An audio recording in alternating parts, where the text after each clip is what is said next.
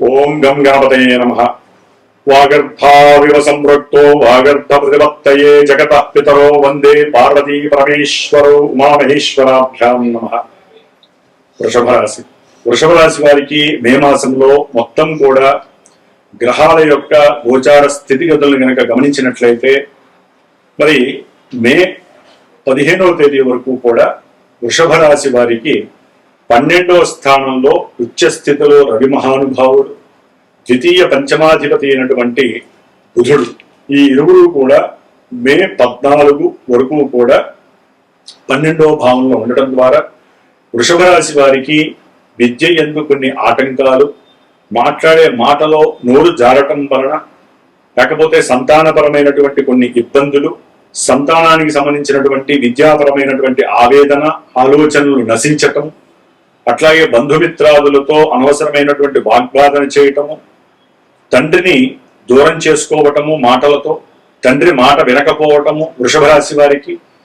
అట్లాగే కొంతమందికి ఉన్నతమైనటువంటి ఉద్యోగ పరివృత్తిలో ఉన్నటువంటి వారికి, పొలిటీషియన్స్ కి, పారిశ్రామికవేత్తలకి, వ్యాపారస్తులకి కూడా పెట్టేటటువంటి పెట్టుబడులు ఈ 14 వరకు పెట్టుకోకపోవడమే మంచిది. ఎందుకంటే ఈ యొక్క 12వ స్థానంలో ఉన్నటువంటి రవి బుధుడు ధనపరమైనటువంటి విషయాల యందు సౌఖ్యాన్ని నశింపజేసేటటువంటి పరిస్థితి.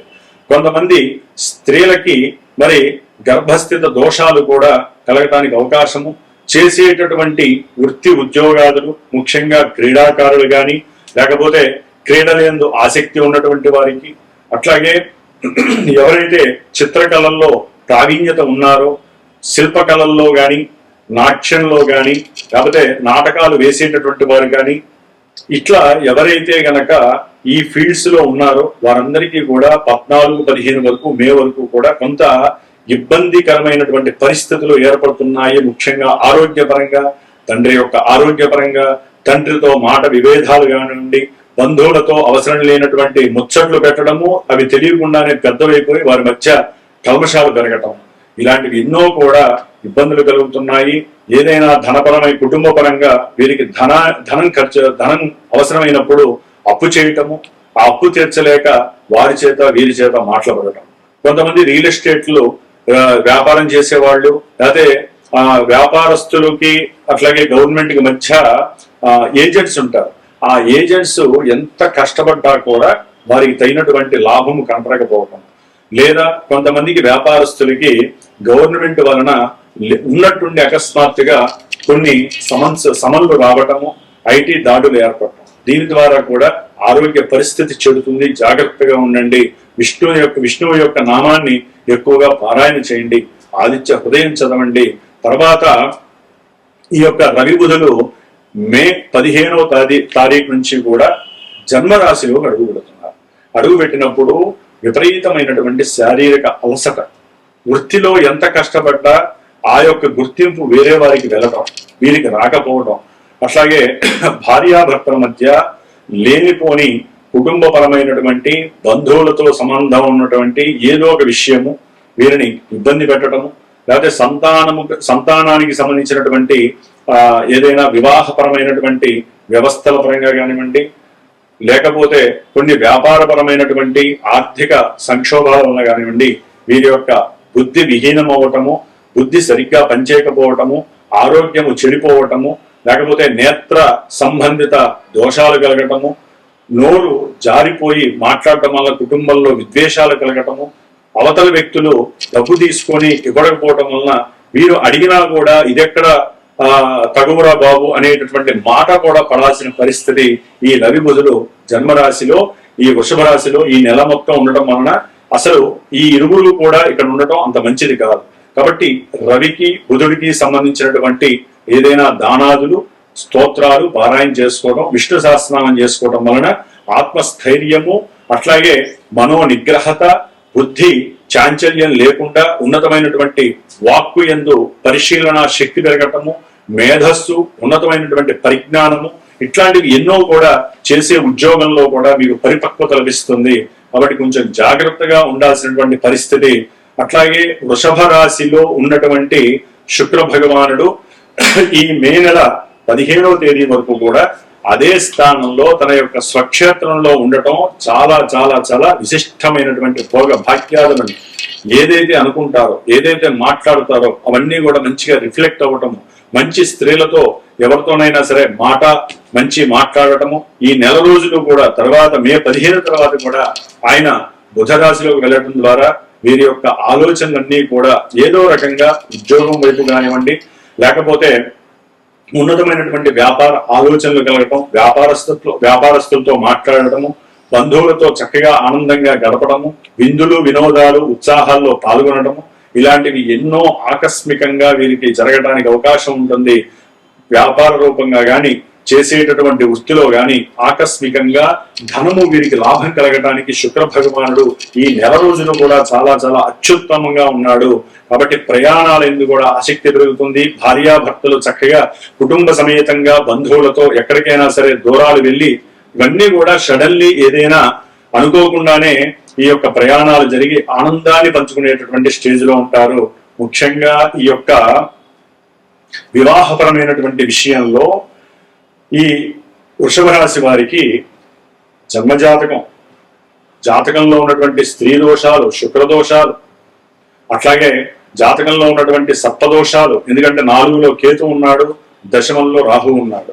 కాబట్టి ఏదైనా సర్పదోషాలు ఉన్నా వీళ్ళకి జాతకంలో ఎన్నిసార్లు పూజలు హోమాలు చేసినా వివాహం కానటువంటి మగవారు ఎవరైతే ఉన్నారో వారికి ఈ జూన్ 2వ తేదీన గురుడు ఉచ్చస్థిత రాశి అయినటువంటి కర్కాటకంలోకి మారినప్పుడు దానికి సంబంధించినటువంటి విశేషమైనటువంటి మాటా ముచ్చట్లు కలగడానికి అవకాశం ఉంటుంది.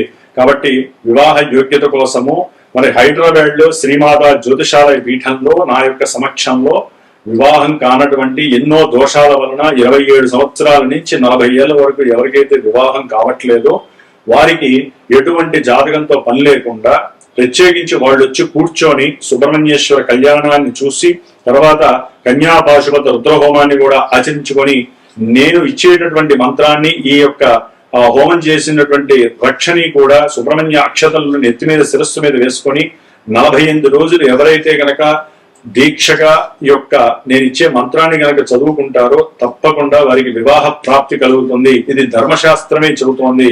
కాబట్టి అధిక జ్యేష్ఠ మాసంలో వచ్చేటటువంటి ఈ జూన్ 2వ తేదీ మంగళవారము, మూలా నక్షత్రము చాలా విశేషమైనటువంటి కళ్యాణ యోగాన్ని కన్యా పాశుపత రుద్రహోమం ద్వారా, సుబ్రహ్మణ్యేశ్వర కళ్యాణం ద్వారా విశేషమైనటువంటి శక్తిని ఈ మగవారికి ప్రసాదిస్తుంది.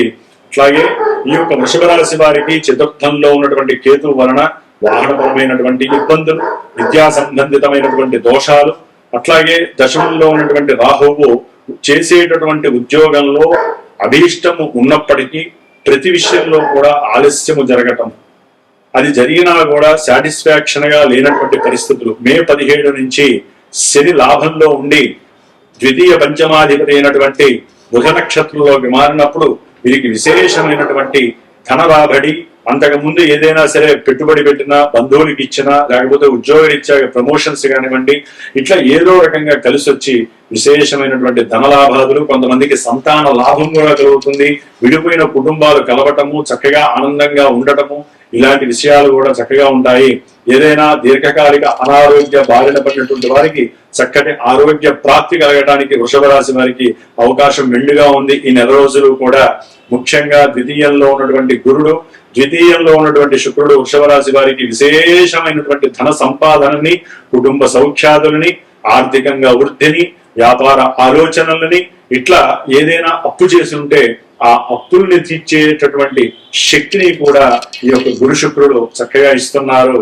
కాబట్టి ఈ గ్రహస్థితిని కనుక గమనించినట్లయితే ముఖ్యంగా ఈ యొక్క వృషభ రాశి వారు మే 12వ తారీఖున వీరికి హనుమంతుల వారి యొక్క అనుగ్రహాన్ని పరిపూర్ణంగా పెంచుకోవాల్సిన అవసరం ఉంది. ఎందుకంటే జన్మజాతకంలో శనికి సంబంధించిన దశలు జరుగుతున్నా, అంతర్దశలు జరుగుతున్నా, మరి ఇదే కాదు అసలైంది ఒరిజినల్ జన్మజాతకం ఉంటుంది.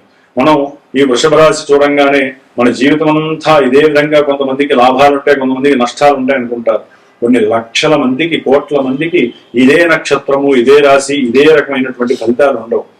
ఎవరైతే తల్లి గర్భంలోంచి బయటకు వచ్చినప్పుడు వారికంటూ జన్మజాతకం ఒకటి ప్రిపేర్ అవుతుంది. దాన్ని బట్టి మాత్రమే వీరికి దశలు అంతర్దశలు ప్రస్తుతంలో ఈ ప్రస్తుత కాలమానంలో చక్కగా యాక్టివేట్ అయి గోచారంలో అవన్నీ యాక్టివేట్ అయినప్పుడు మాత్రమే అసలైనటువంటి ఈవెంట్స్ కొన్ని ఉంటాయి. వివాహము, సంతానము, ఉద్యోగము, వ్యాపారము, ఉన్నత విద్య కోసం విదేశాలకు వెళ్ళడం, విదేశాల్లో ఉన్న వారికి ఉద్యోగం వస్తుందా రాదా, ఇలాంటివన్నీ కూడా మనకి జాతకంలో మాత్రమే తెలుస్తాయి.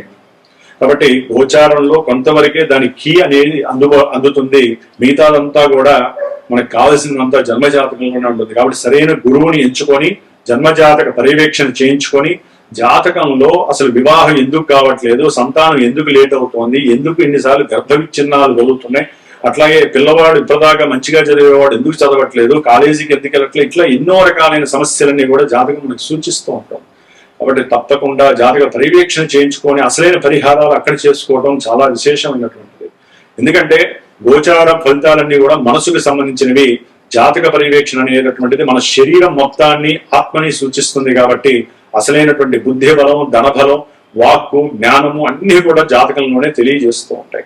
కాబట్టి మే 12వ తారీఖున హనుమంతుడి వారి యొక్క విశేషమైనటువంటి పూజలు ఆచరించండి.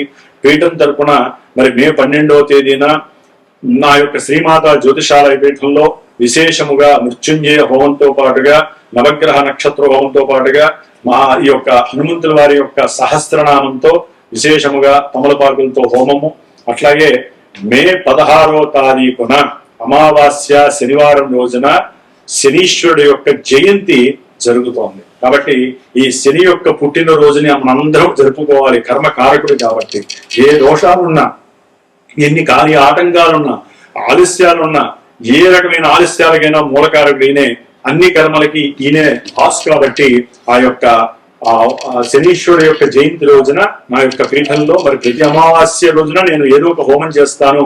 ఈసారి శనీశ్వరుడికి సంబంధించినటువంటి పాశుపత మూలమంత్రంతో పాశుపత రుద్ర హోమాన్ని, మృత్యుంజయ హోమాన్ని, అట్లాగే అమావాస్య రోజు ఎవరన్నా కొడితే అమావాస్య హోమాన్ని, నవగ్రహ నక్షత్ర హోమాన్ని కూడా ఆచరిస్తూ జూన్ 2వ తేదీన విశేషముగా హైదరాబాద్ లో ఈ యొక్క కన్యా పాశుపత హోమము, సుబ్రహ్మణ్య కళ్యాణాన్ని కూడా ఆచరిస్తున్నాం. కాబట్టి ఎవరైనా సరే, ఎవరికి ఏ విధమైనటువంటి లోపమున్నా, ఇబ్బంది ఉన్నా సరే పీఠానికి ఫోన్ చేయండి. దానికి తగ్గట్టుగా ఈ యొక్క కార్యక్రమాల్లో పాల్గొని ఆ యొక్క రక్షని మీరు భిక్షగా పొంది 48 రోజులు ధరించినట్లయితే కనుక చక్కటి ఉపశమనం కలుగుతుంది. అనుకున్న కార్యాలన్నీ కూడా సఫలీకృతం అవుతాయి. కాబట్టి ముఖ్యంగా వృషభ రాశి వారు విష్ణు సహస్రనామాన్ని అధికంగా చదవండి ప్రతిరోజు. రవి బుధుడికి మాత్రము కాస్త దానాలు చేసుకోవడం ద్వారా విశేషమైనటువంటి ఫలితం కలుగుతుంది. అట్లాగే కేతువు ఉలవలు దానం చేయండి. ప్రతి మంగళవారము గాని ఆదివారము గాని రాహుకాల సమయంలో ఈ యొక్క కేతువుకి సంబంధించి, రాహుకి సంబంధించినటువంటి పూజను చేయించండి. ఆ దేవాలయంలో గణపతిని మాత్రము నిత్యము స్మరించండి, మీకు శుభం కలుగుతుంది. ఓం గం గణపతయే నమో నమః.